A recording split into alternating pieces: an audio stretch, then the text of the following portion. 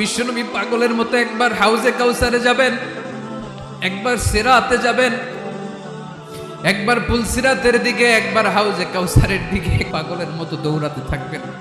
তার কোনো গুনাহগার উম্মত যাতে জাহান্নামে ঢুকে না যায়, সেদিন কেউ সুপারিশ করতে পারবে না বিশ্বনবী ছাড়া।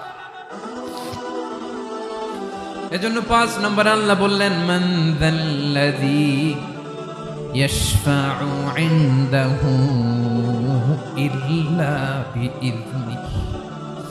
কার সাহস আছে, কার এত বড় বুকের পাটা কিয়ামতের কঠিন দিন আল্লাহর সামনে দাঁড়িয়ে সুপারিশ করবে? কারো ক্ষমতা নেই, কারো ক্ষমতা নাই।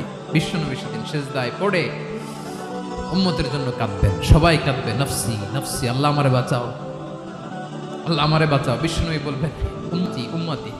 বিশ্বনবী আমার জন্য কাঁদবেন, আপনার জন্য কাঁদবেন।